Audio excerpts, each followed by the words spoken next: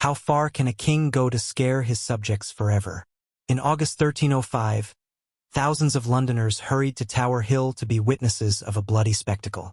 The streets of London thundered with the cries of merchants and the ringing of horses' hooves on the cobblestones. Yet on that August morning the city was filled with a different sound. A heavy, deaf howl from the crowd, eager to watch the execution of the Scottish knight William Wallace. For his head a messenger had already been sent with a promised reward. He was not only a criminal. He became a symbol that challenged the mighty English crown itself. It was not simply the loss of a life, but a carefully arranged theater of cruelty, intended to destroy the idea of a free Scotland together with those who represented it.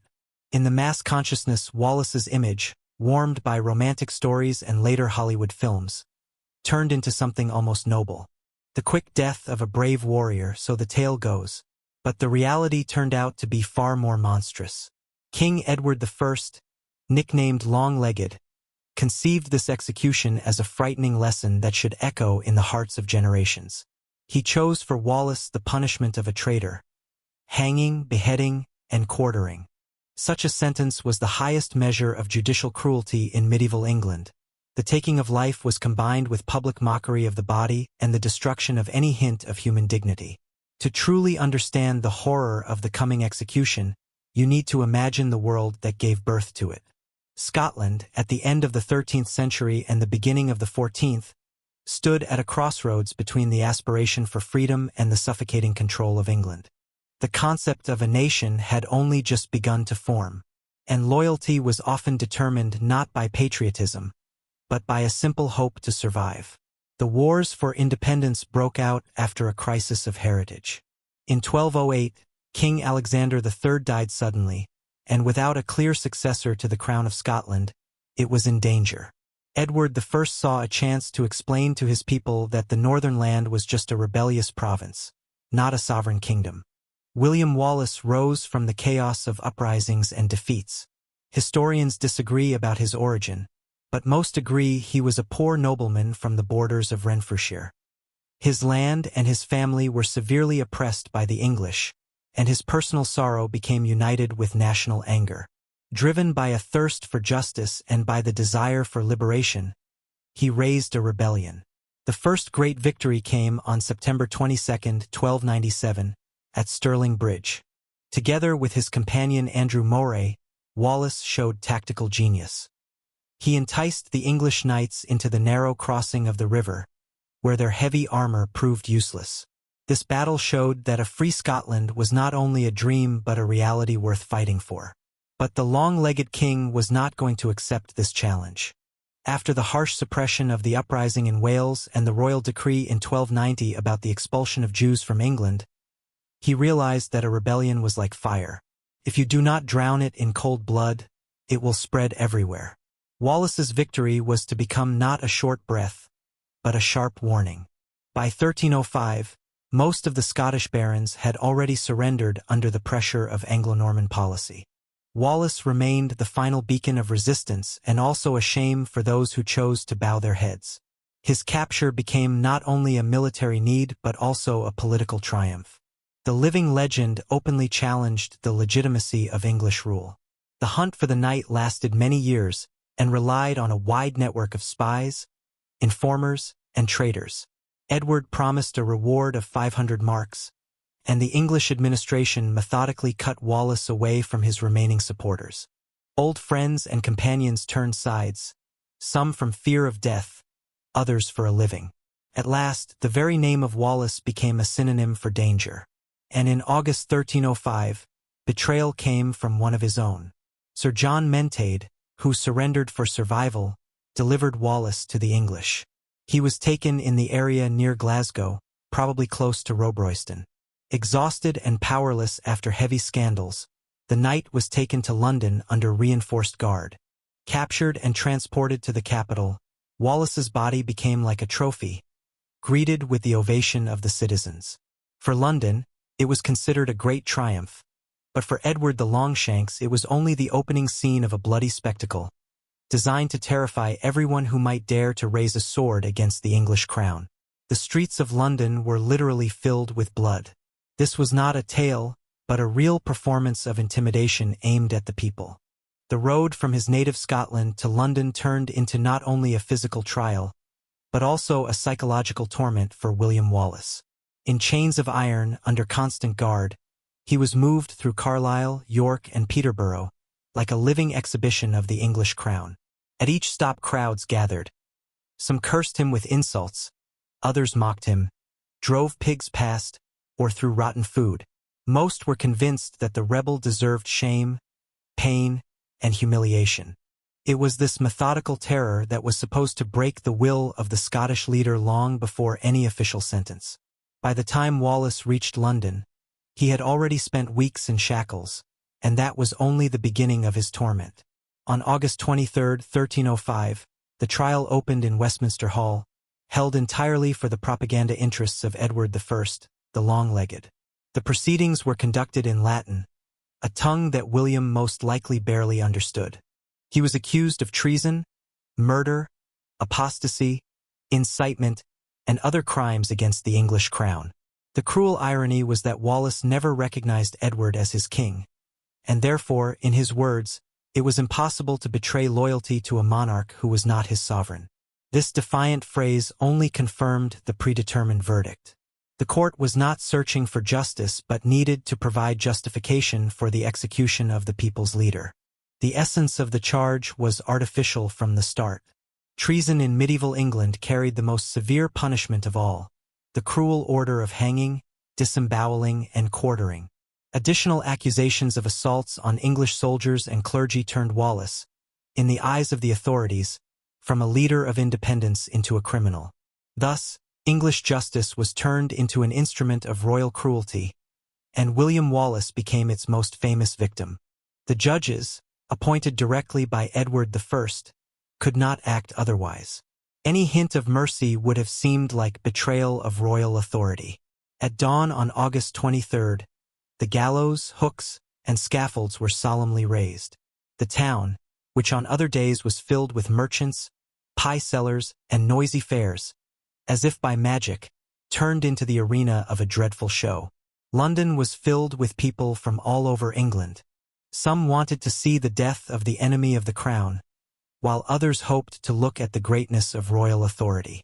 Wallace was stripped of his belt and fixed to a wooden hurdle, the frame used for dragging through the streets. The route was planned in detail, from the Tower to Chattergate Street, then through Charing Cross to Smithfield, passing along the busiest places. The rough stones tore the skin on his back, horse hoofs pounded on the wood, leaving behind a bloody mark across the bridge. The spectators whistled, threw spoiled vegetables and pieces of bread, encouraged by guards in uniforms. The mockery followed the order. Smithfield, the usual ground for executions, became a carnival of death. Merchants shouted around, watching their buyers, and the scaffold rose over the people like an altar of vengeance. Wallace was hanged until half dead, but cut down to keep him alive for further torment. Then in silence came the uproar of horror. A living man was cut open, his organs removed and thrown into the fire near the scaffold. After that he was killed, his head severed, and the body cut into 4 parts. The head of the rebel was placed on an iron spike over London Bridge, while the 4 quarters were sent to different ends of the kingdom. One north to Carlisle, another east to Berwick, the third west to Liverpool, and the last south to the border with Scotland. Every piece became a sign of the strength of the English crown. It was not only execution, but the attempt to erase the memory of the man and frighten all the disobedient. William Wallace died a hero, and for the English court it became a lesson in how to destroy a legend.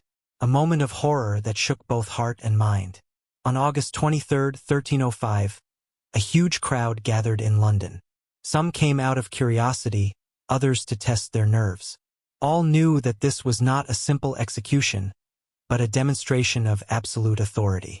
Accused of treason, Wallace stood on the platform in Westminster Hall under the August sun with no hope of mercy. The court condemned him to hanging, drawing, and quartering, the cruelest punishment of medieval England. The executioner, experienced in his profession, started the ritual with a practiced move. The rope was tied not to break his neck at once, but to choke him slowly. The crowd fell silent when Wallace's body shook.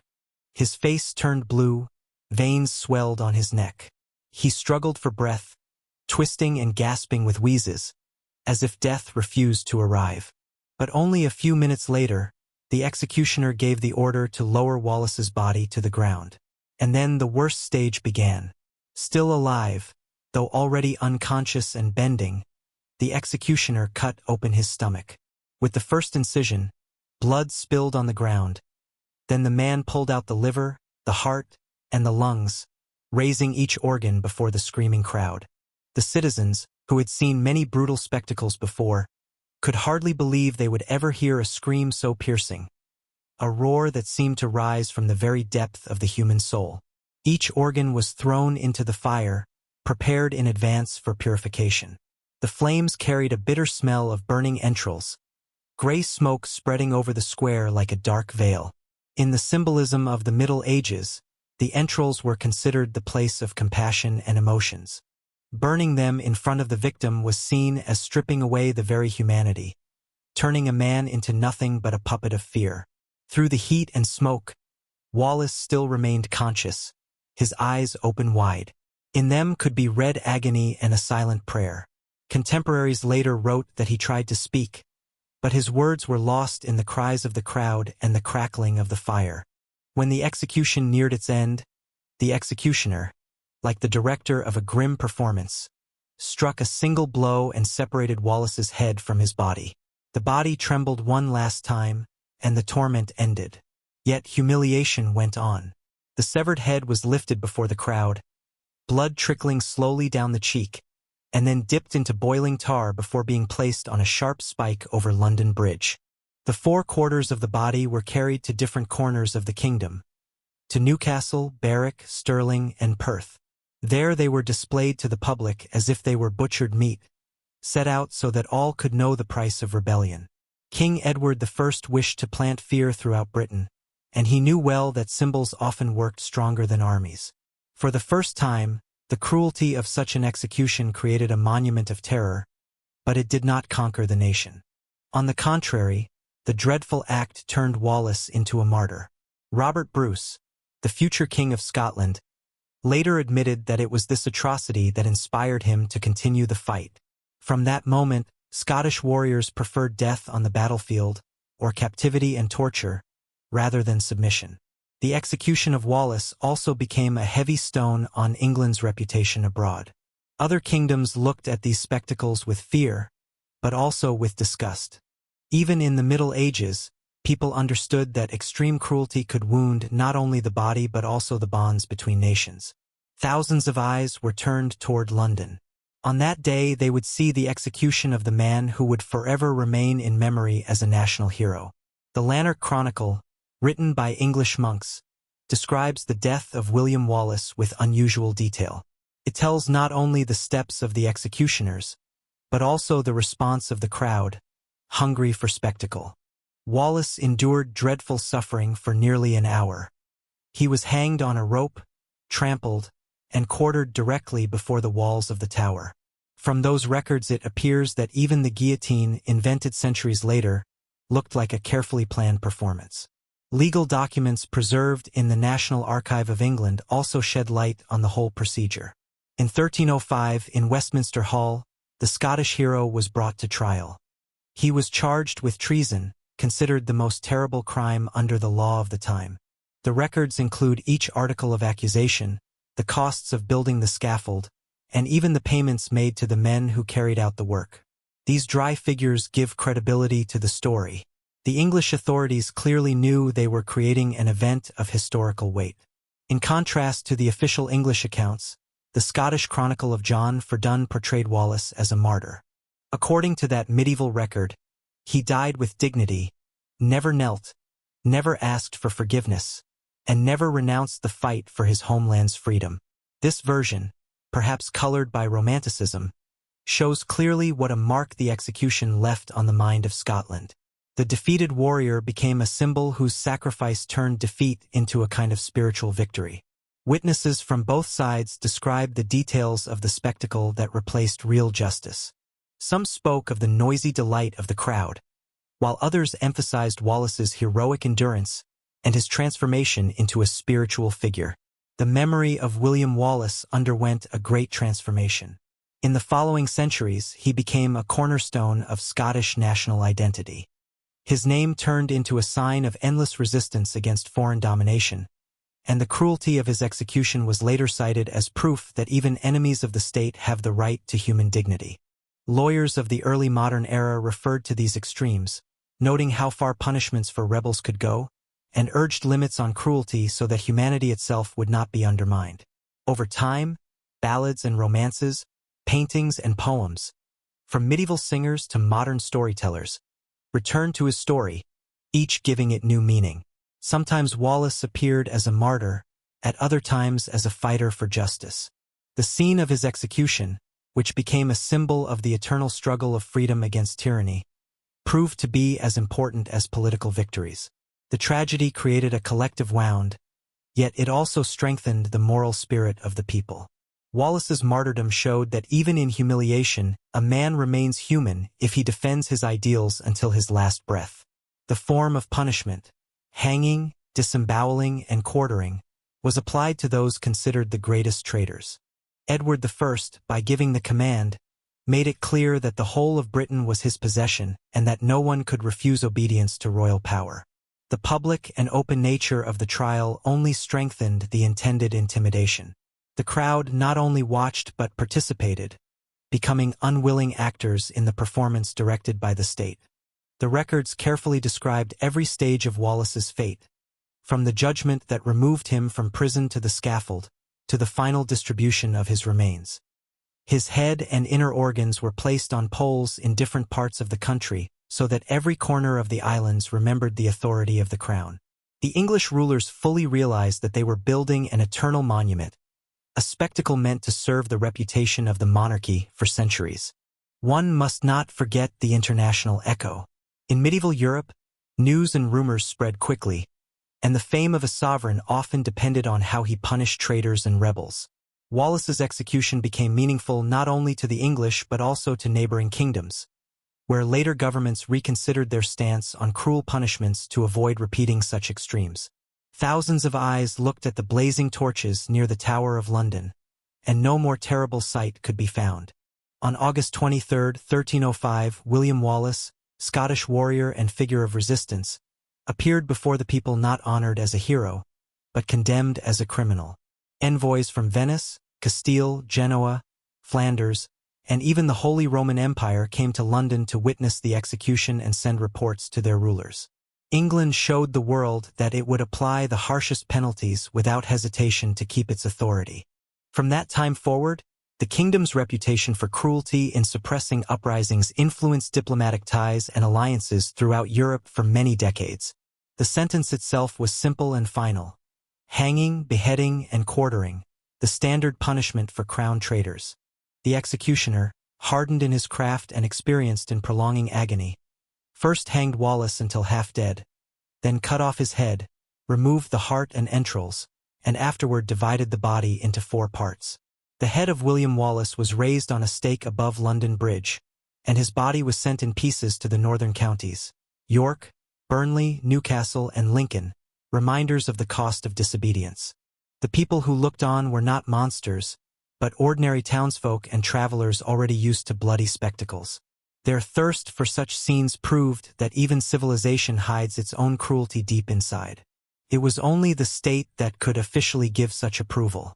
Yet the outcome was not lasting fear, but a wave of indignation. The enormity of the killing itself turned into a monument of torture. Edward I's original aim was to break the spirit of the Scots and remove forever the thought of rebellion. But Wallace, instead of remaining a nameless warning, became a legend. From a rebel he was raised into a symbol of the greatest human sacrifice, the image of incorruptible ideals. The cruelty of his death kept his memory more alive among descendants than any victories on the battlefield. In the recollections of that fatal day at the Tower, we see a deep truth about authority and the human soul.